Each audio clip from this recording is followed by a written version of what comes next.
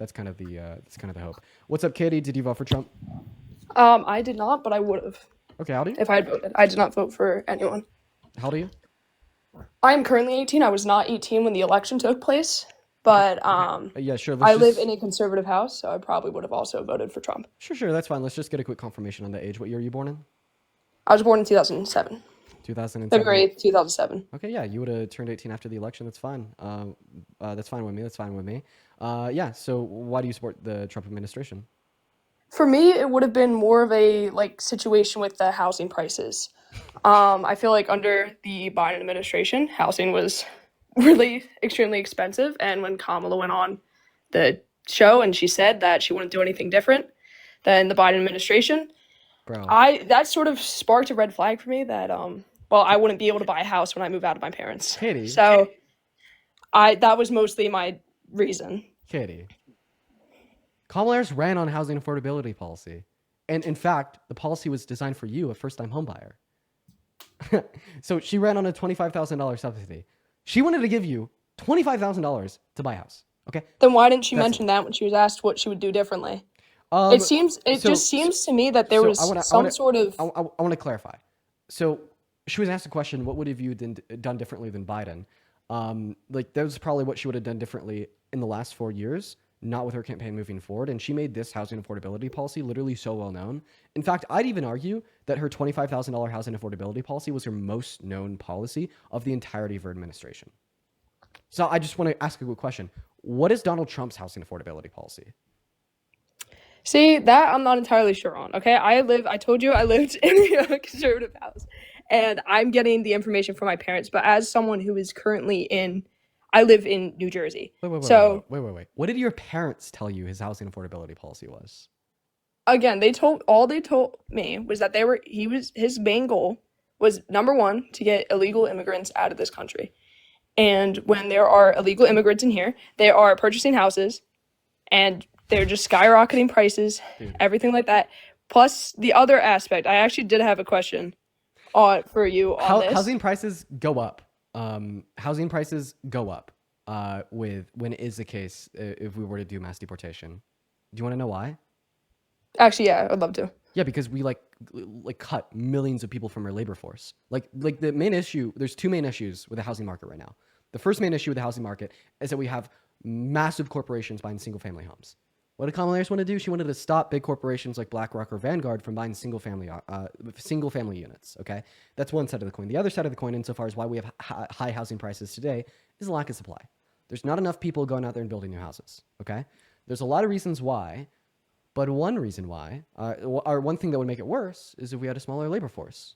Obviously, if we just like literally expel millions and millions and millions and millions of people from the labor force, including individuals that may work in construction and particularly family housing, guess what? Less people are there to build the houses, so less houses are going to get built, so the pricing of houses goes up. And then a second point, I'm not convinced that undocumented migrants, as is today, have any impact on the pricing of houses. Why? Because unless you're just absurdly fucking rich and you have like $600,000 sitting in your bank account, what do you need? A loan. What bank is going to give a loan to an undocumented migrant?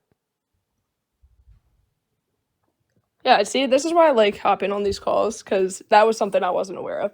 And I think a big problem in like society today, I go to a very like the school I go to, it's more on the conservative side, and I feel like I'm hearing a lot of conservative talk about that. But I want to be one of those people that are able to branch out and sort of hear both sides of the story, get like the full picture.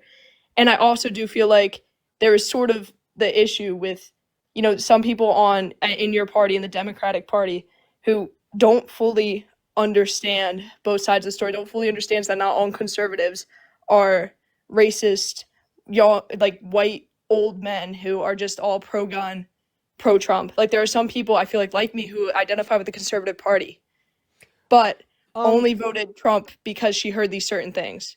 And I think that's a problem we need to fix in this country. And I'm hoping people like you can help yeah. do that. Are you saying that a problem we need to fix in this country is like the left's views of the right?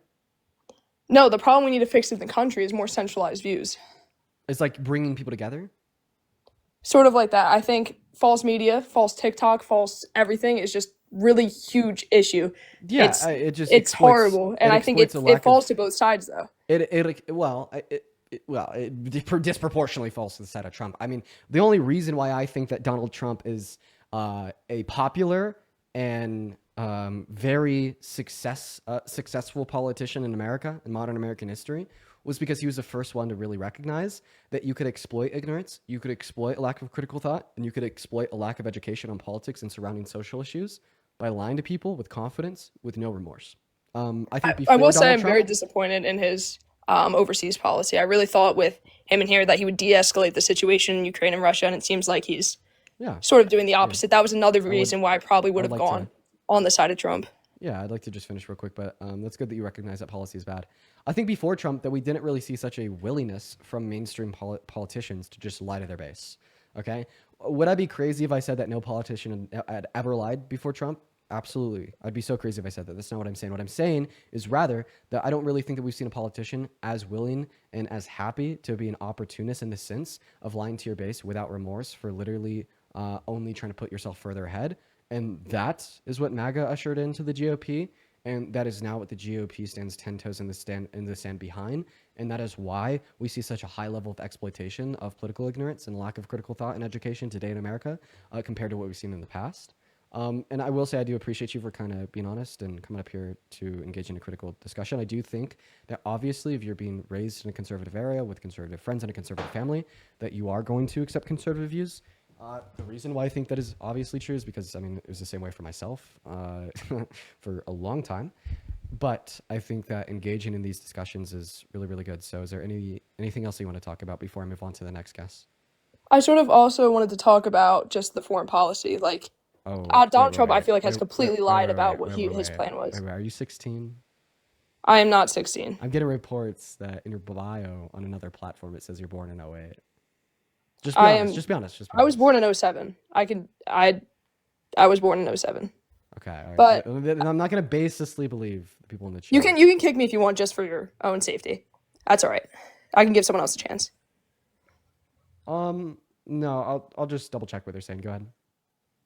I just wanted to talk about foreign policy because Donald Trump has completely lied. But one of the reasons I think many people in America voted for Trump was because of his foreign policy, saying he was going to de-escalate the situation in Ukraine. Mm-hmm. And I'm just sort of curious, like, Democrats have a history of going to war. Look at Vietnam with Lyndon B. Johnson. Do you think that maybe there's some sort of like reason, like what exactly would have Kamala done differently in this situation? From Trump or Biden? From both. Okay, well, I don't know if she would have done much differently than Biden. I think that she supported, kind of what most Democrats support, a further funding and aid towards Ukraine to kind of hold the red line in the Senate against Russia. And I think that that is the most anti-war approach that could be taken because of the potentiality of future conflict with future Russian expansionism to expand into other countries and other areas to rebuild the USSR. Do you know what happened in 2014 under the Obama-Biden administration? No. I You was don't 7 years remember? old. Yeah. You're 7 years old in 2014. Yeah, adds up with you saying that your birth year is 2007. Okay, I'm just gonna go ahead and trust that you're 18 now. Well, Russia annexed Crimea, which is a region of Ukraine. And what was America's response to this? Well, their response was to do nothing, was to be complete isolation and say that we don't need to get involved at all. We're just gonna let them do their thing, which is Donald Trump's current approach to Ukraine. Okay, well, what did Russia do with that? What did Russia do with that? Okay, Russia then got that region of Ukraine. They pulled back, they reloaded, they rebuilt, and then they just invaded the rest of the country. When we don't hold red lines in the sand against Russia, and we can successfully fund and support humanitarian aids and causes to reject ethnic cleansing and to reject imperialism and to reject Russian expansionism, I think that is best for humanity and best for our own country, because if Russia were to rebuild, they only become a larger threat on the global stage to us and to other countries in NATO. And do you think, though, with a Kamala presidency and continued funding toward Ukraine, that there was going to be a threat of a World War III, like a lot of conservatives were saying? A higher threat of a World War III would fall under not doing anything compared to supporting Ukraine. Because when we don't do anything, all of a sudden other countries in NATO have to step up further. The UK is now saying that they may even put boots on the ground in Ukraine. And Russia would have an easier time annexing the rest of the region to then step back, lock, reload, and then continue to invade other countries that used to be in the USSR. And I think that that sets a greater precedent of a threat of World War III compared to just holding the red line in the sand against Russia as it exists now.